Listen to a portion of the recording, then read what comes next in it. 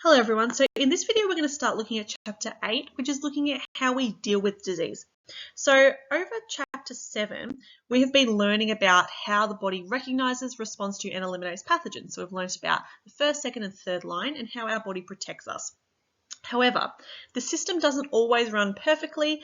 We know this. Obviously, people still get sick regardless of these systems that are in place. So what we're going to do now is we're going to learn about how people and modern science has allowed us to investigate the spread of disease and create new technologies that can help our bodies to battle pathogens that are both new and old. So we're going to look at how we can help these immune responses along, and also how we can determine and prevent the spread of disease, and a couple of different treatments that we've been formulating using our immune system to help us to try and tackle disease, because obviously we do not want disease.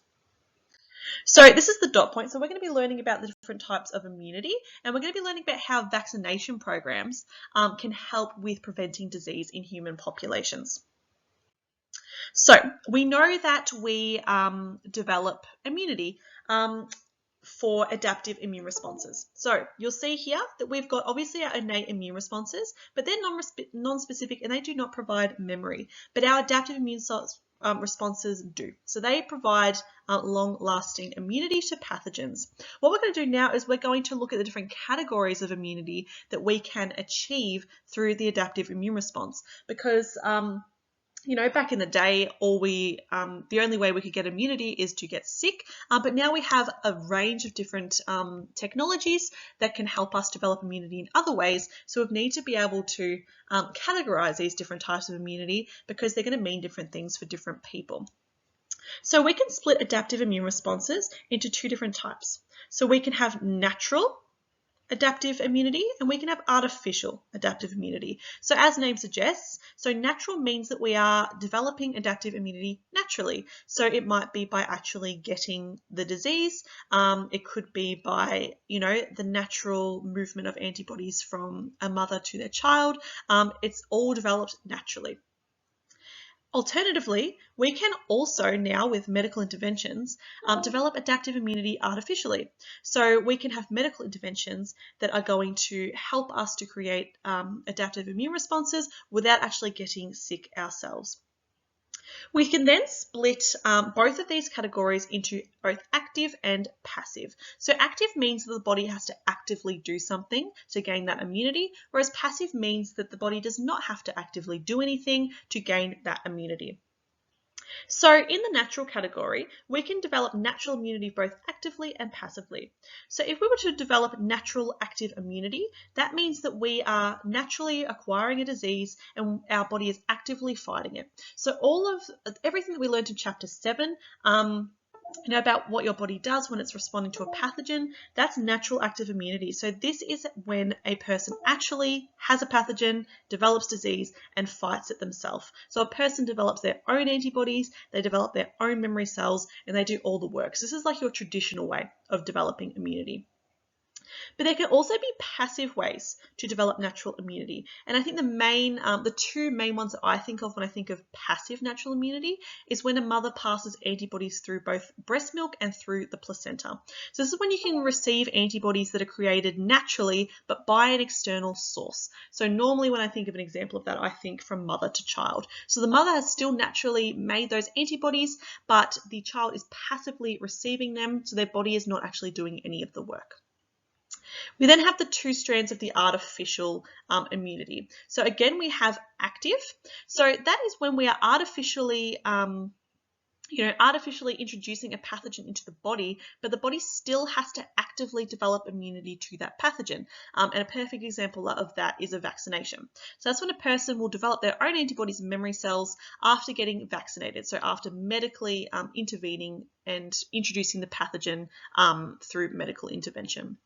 We also have passive artificial immunity. So this is when we create artificial immunity, and it's also received passively from the body. So this is when antibodies are created by artificial and external sources. So an example of that could be antivenom. So what antivenom is it's created in a lab, or using lab techniques, is we will create a bunch of antibodies to a certain toxin in venom of snakes, for instance, and then when someone gets bitten by a snake, we can inject those antibodies into the person, which are artificial, and the person also doesn't have to do anything to create them, so it is passive as well.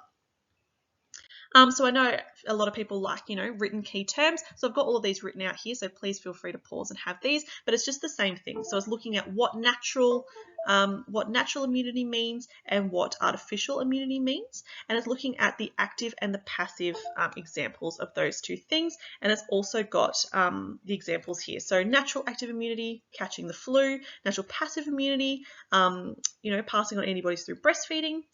We've got artificial active immunity, vaccination, and we've got artificial passive immunity, which might be an antivenom of some sort.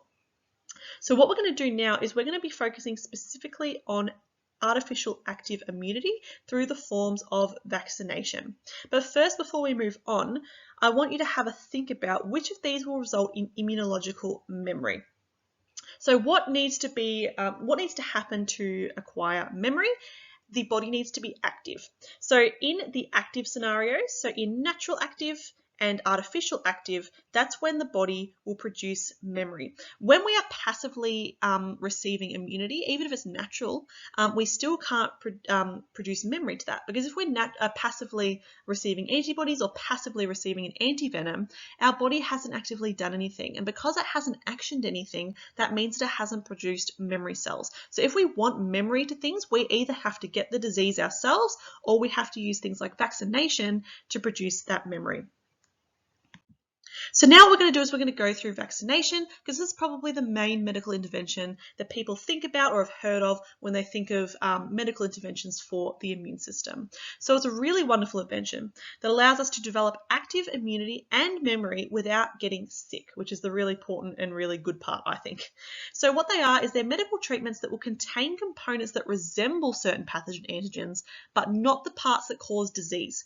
So an example of this would include like a weakened version of a virus. So it still has the antigens there, but they are attenuated or weakened, so it can't actually produce the symptoms that we get. We can introduce dead viruses and dead pathogens. So even though the antigens are still on the surface and will still be recognized and responded to, the pathogen is dead, so it cannot actually cause any disease. We can have altered toxins, proteins, RNAs. There's so many different ways that we can introduce an antigen into a person, but not the components that will cause the disease, which is the important part, because we obviously don't want to get sick. Vaccination is active artificial, so therefore the adaptive immune response will identify the non-self antigens, and it will mount a response that is pretty much the exact same as the response that we would get if we were naturally infected with the disease. The only difference is how the antigen is introduced. The response is the exact same that we have learned about in Chapter 7. The really cool thing is that it will create antibodies and it will create memory without disease. So how do they work? And this graph is going to be really, really important for you to understand. So there's two phases of developing artificial active immunity from a vaccine. And this is normally why we have two vaccines to things. So normally, things like hepatitis and all those things we develop vaccines for, they normally have 2 or sometimes 3 vaccines. And that's because of these concepts here. So what happens is we have a primary immune response, and this is the very same as it is in the body. So we know the first time we're infected with something, we obviously have no memory, but then the second time we do have memory. So in the primary immune response, so after the first vaccination, the adaptive immune response is slow to respond because it has to go through all of those steps. So it has to go through antigen presentation, has to go through selection, expansion, which is really slow. We know that takes about 2 weeks. So that's what the first vaccine is doing. It's producing that primary immune response that produces a moderate amount of antibodies, but it also, this is the important bit, produces memory cells. So we need that primary immune response to produce those memory cells, which is the whole point of vaccination. And then the bonus is we have very few symptoms. Some people might get, a little bit sniffly from a vaccine, but generally it's pretty good. And then we have our secondary immune response. So this is our second vaccination, or if there's only one vaccination, it's when we actually get the disease ourselves. So after a second vaccination or a second exposure, memory cells respond quickly. So we know that those memory cells are going to really rapidly divide into plasma cells or cytotoxic T cells, which are going to do their jobs, create antibodies, etc. So the secondary immune response generates large numbers of antibodies and immune cells and forms long-lasting immunity. So this graph here shows it really nicely. So on the y-axis here, we've got our antibody concentration, and then we've got our immune responses here. So after the first vaccination, you'll see the primary immune response is pretty low. So we haven't produced many antibodies. That's our first response, so it's quite slow. Then we have our second vaccine, and you can see it's really rapid, so it happens far more quickly, and it's way more effective. So we have lots and lots of antibodies being produced because those memory cells can be activated so quickly to provide immunity. We have things like booster vaccines. Like I know a lot of people, you're like, oh, why is there 5 COVID vaccines now? So they are booster vaccines because these are just cells, and we know that cells die, and T and B cells are the same. They will eventually die. So that's why we need booster vaccines for things, so that we can make sure and just triple check that we still have those memory cells and that long-lasting immunity, which is the point of vaccinations. So what vaccinations do, which is really, really important, and probably, during COVID, you probably heard this word a million times, is they provide herd immunity. And this can only be achieved through either a massive spread of a contagious disease, which is not ideal, or it can be achieved through vaccination, which is a lot more ideal. So what herd immunity is it, as the name suggests, it's when the herd, we're like cows, but when the herd, a group of people, provide immunity to the people that do not have immunity. So it is achieved when the majority of people in a community are immune to a particular pathogen. And this can happen either through severe disease, which is not ideal, or it can happen through vaccination. So if enough of the population is immune to a certain pathogen, this prevents the disease to the non-immune and unvaccinated people. So they are protected by the herd. And there's lots of different reasons why people are not immune or can be not vaccinated. People with autoimmunity or cancer or other diseases that prevent them from being vaccinated, they obviously still deserve protection, and that's why it's so important to achieve this herd immunity. So if a virus is struggling to thrive in vaccinated people, it cannot spread and infect others. So that's the whole point of vaccinations, is to prevent spread.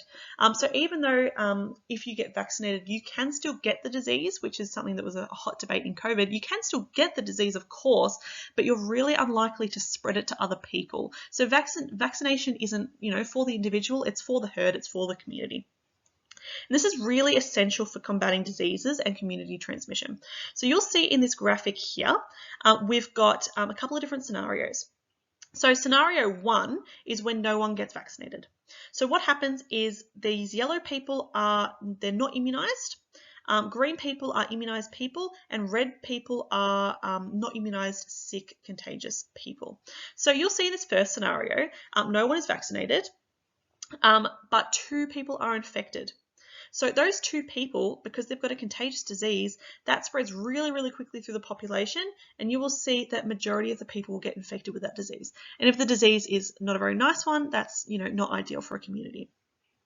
We then have this second scenario here where some people are immunized. So again, you can see that it does reduce ever so slightly the numbers of people that get the disease. And you can see that the people that are vaccinated are, fine and they don't have disease, but pretty much everyone around them still gets it because the contagious disease can still spread easily through the population because those vaccinated people aren't, they're not enough to provide herd immunity. And then you can see in this third example here, that the majority of the population are vaccinated. So when those 2 people do get that disease, it doesn't really spread because all of those vaccinated people, they might get the disease, but they might not have symptoms and they might not be able to spread it, and therefore the disease is contained. And then you can see all of these unimmunized people in yellow here that might not be able to be immunized for whatever reason. They also are protected as well, which is the whole point of vaccination and herd immunity, so that we can all protect and look after each other. So I hope this helps. Please bring any questions to class and I will see you there.